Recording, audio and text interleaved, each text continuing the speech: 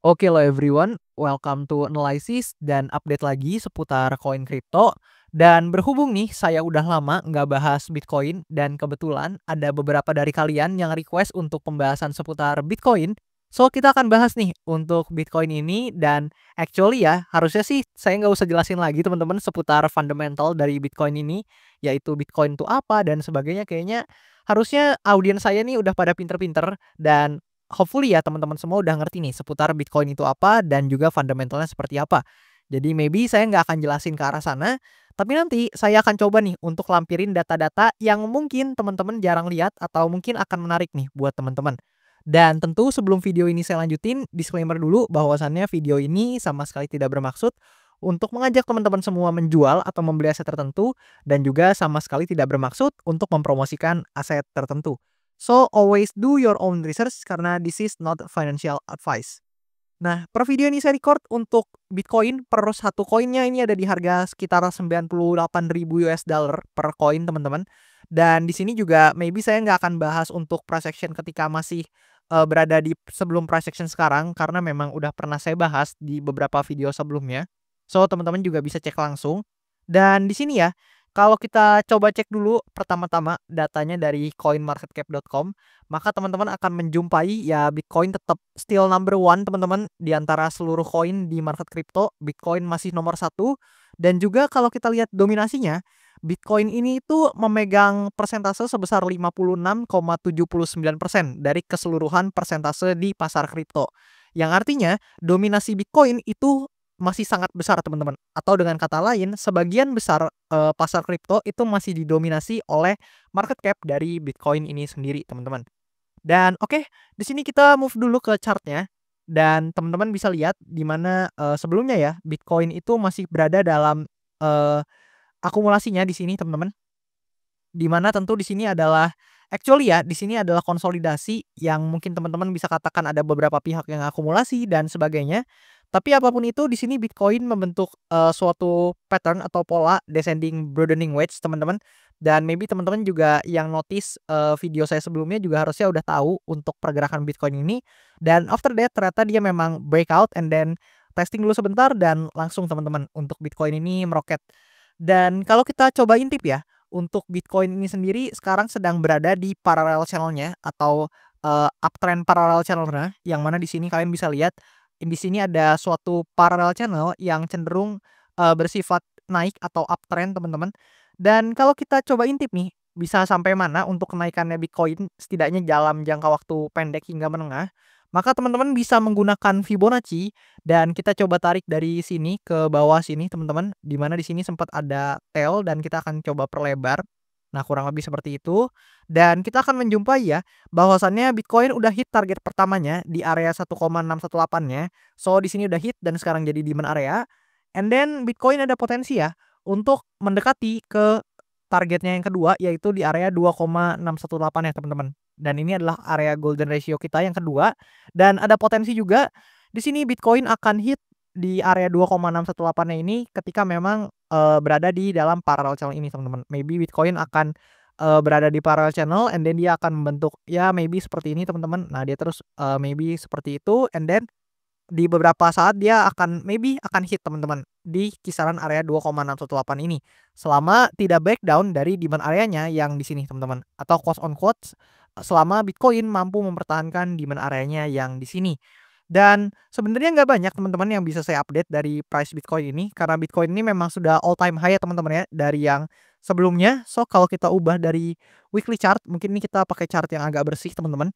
Nah, kalian bisa lihat di weekly chartnya ini kan adalah all time high yang sebelumnya teman-teman dan sekarang kita udah create yang namanya all time high baru dan maybe saya nggak akan terlalu otak-atik terlalu banyak untuk gambar chartnya, tapi yang perlu teman-teman pahami adalah Bitcoin ini udah masuk ke fase price discovery teman-teman. Dan kalaupun Bitcoin di sini harus koreksi, maka teman-teman bisa lihat target koreksi pertamanya itu ada di demand area terdekatnya yang which is ada di kisaran harga ini teman-teman. Kemudian, maybe juga ada potensi ketika kita tinjau dari jangka waktu dekat hingga menengah, ada beberapa kemungkinan yang dapat kita amati pada Bitcoin. Yang pertama adalah Bitcoin ini ada potensi memang mendekati ke area tengah atau garis tengah dari parallel channel-nya, di mana di sini kalian bisa lihat udah ada pullback yang lumayan signifikan atau ada indikasi lah ya yang cukup menarik ketika dia menyentuh ke area bawah atau trendline bawah dari parallel channel-nya, di mana di sini ada reaction yang cukup positif, di mana di sini penguatannya kurang lebih 5%-an teman-teman ke atas. Dan di sini juga kalian lihat stochastic RSI-nya ini sudah mulai climbing up teman-teman, dari yang sebelumnya posisinya adalah oversold. So, let's see apakah Bitcoin ini akan respect pada parallel channel-nya dan mengalami kenaikan ke atas, atau justru dia akan breakdown parallel channel-nya dan ada potensi mendekati demand area yang di sini. Dan setelah ini saya akan coba deliver ke teman-teman semua, ada beberapa data yang menarik seputar Bitcoin. Nah, data pertama yang akan saya deliver ke teman-teman semua yaitu data terkait STH SOPR indicator. Dan tentu sebelum saya bawakan untuk cara baca datanya dan juga sebelum saya deliver data-data lain yang juga menarik untuk teman-teman ketahui, kalian juga perlu tahu bahwasannya menurut saya pribadi, data-data yang akan saya deliver ini itu lebih cocok digunakan buat teman-teman semua yang mungkin belum punya Bitcoin ataupun berencana mengakumulasi Bitcoin dalam jangka waktu dekat. Karena STH-SOPR ini sendiri merupakan singkatan dari Short Term Holder Spend Output Profit Ratio Indicator, teman-teman. Yang mana ini merepresentasikan atau ini merupakan indikator yang merepresentasikan sikap dan perilaku dari holder jangka pendeknya Bitcoin, teman-teman. Dan di sini buat teman-teman juga yang belum tahu cara bacanya, di sini saya akan coba jelasin. Tapi sebelum itu, di sini saya mau kasih tahu dulu bahwasannya nggak ada intensi saya sama sekali untuk mempromosikan aset tertentu dan juga nggak ada intensi saya sama sekali untuk mengajak kalian jual ataupun membeli aset tertentu. Jadi harapannya teman-teman take it with a grain of salt dan juga harapannya teman-teman juga due diligence dan riset mandiri. Nah, di sini yang pertama, teman-teman bisa lihat untuk yang garis berwarna hitam, ini merepresentasikan harga Bitcoin atau price dari Bitcoin. Dan di sini tentu satuannya adalah in USD ya, atau dalam US dollar. Kemudian untuk garis yang berwarna merah atau STH realized price di sini tulisannya, ini buat teman-teman yang nggak tahu, ini merepresentasikan untuk harga rata-rata beli atau harga pembelian rata-rata ya lebih tepatnya, atau average buy dari holder jangka pendek Bitcoin. Dan di sini kalau saya coba ilangin, nah terus saya munculin lagi mungkin biar lebih jelas untuk teman-teman semua garis merahnya yang mana. Dan di sini buat teman-teman yang belum tahu, untuk holder jangka pendek dan holder jangka panjang itu memiliki beberapa perbedaan teman-teman. Dan mungkin yang paling mencolok adalah biasanya pembelian rata-rata atau average buy dari holder jangka pendek itu cenderung lebih dekat sama harga saat ini dibandingkan long term holder. Jadi kalau teman-teman lihat untuk long term holder ketika mereka rata-rata pembeliannya itu umumnya long term holder itu punya rata-rata pembelian yang lebih di bawah teman-teman atau memiliki selisih yang lebih jauh dibandingkan harga saat ini dari suatu aset tertentu. Dan mungkin dalam hal ini Bitcoin ya.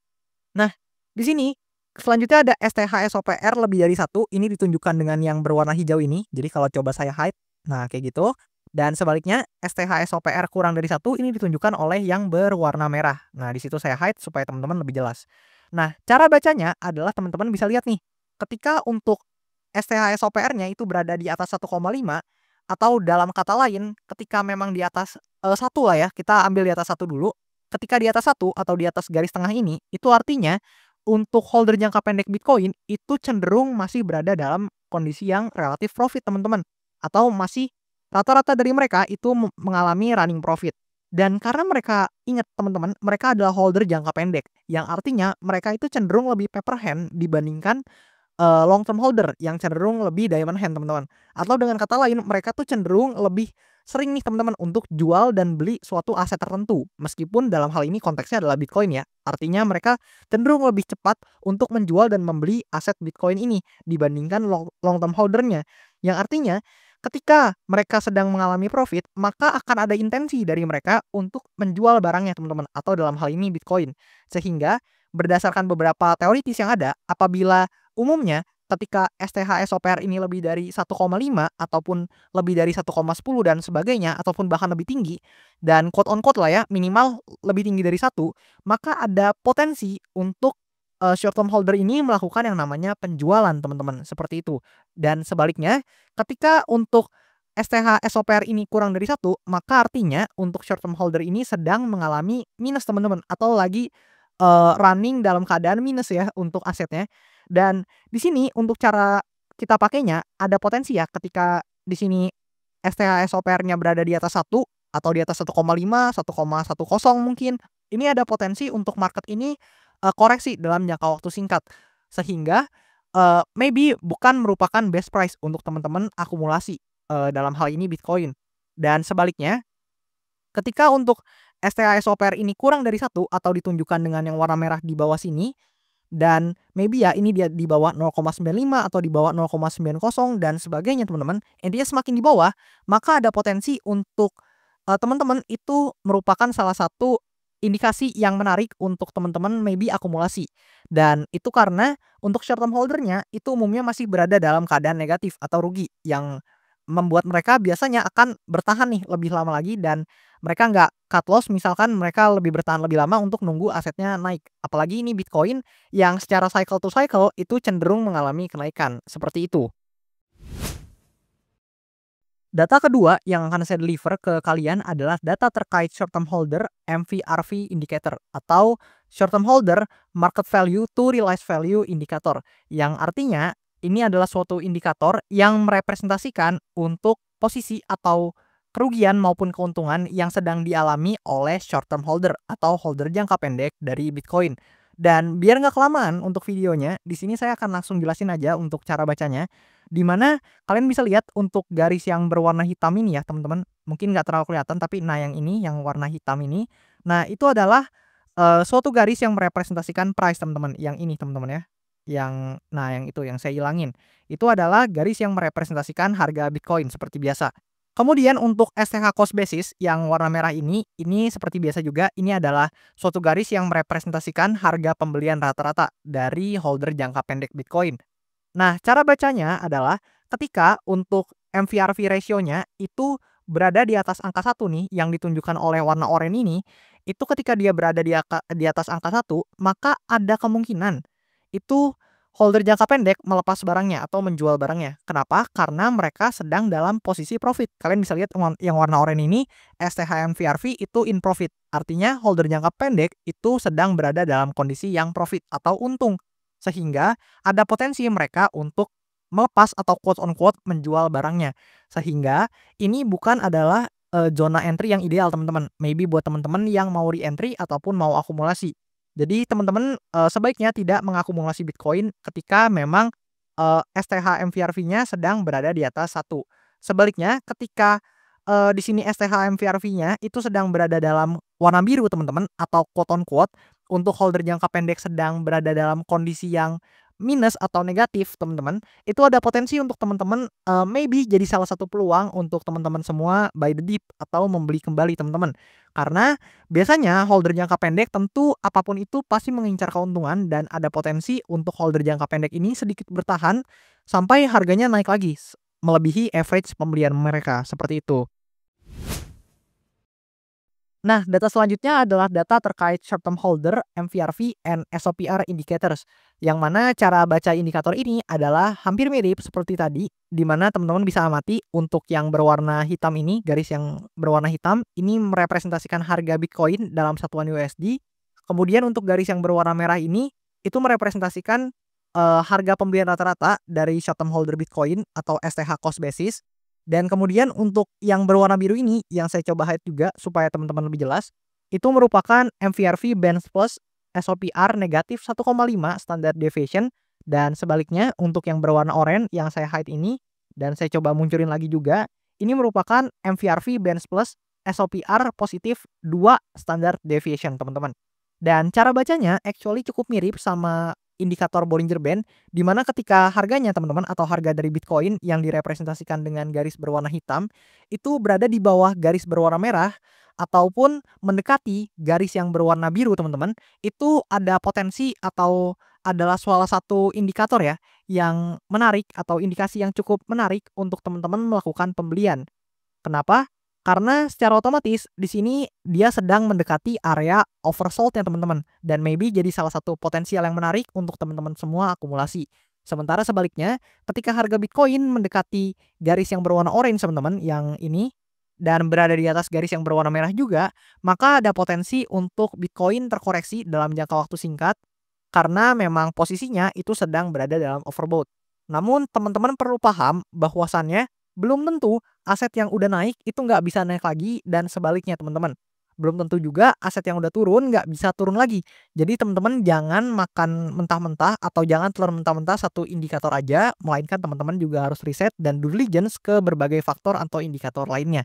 Dan maybe that's all teman-teman yang bisa saya deliver ke teman-teman semua seputar data, angka, dan fakta dari Bitcoin. So, gimana menurut kalian? Apakah di saat ini atau di harga saat ini Bitcoin masih menarik untuk diakumulasi? Atau menurut kalian mending tunggu koreksi aja deh? Menurut kalian mungkin ada harga yang lebih bagus atau mungkin ada price yang lebih oke untuk teman-teman semua yang lain untuk akumulasi? Feel free untuk komen aja tanggapan kalian di kolom komentar di bawah. Dan buat kalian yang mungkin mau request analisa altcoin tertentu, feel free untuk mampir aja ke kolom komen di bawah atau mungkin maybe teman-teman mau, request analisa koin-koin lain seperti meme coin ataupun altcoin atau mungkin koin-koin lain, itu feel free juga untuk mampir aja ke kolom komentar di bawah seperti yang tadi saya ungkapkan dan teman-teman bisa komen aja dan kalau banyak yang tertarik nanti akan saya coba buatin untuk videonya secepatnya. Dan that's all, thank you banget buat teman-teman semua yang udah nonton sampai habis and I'll see you teman-teman in the next video.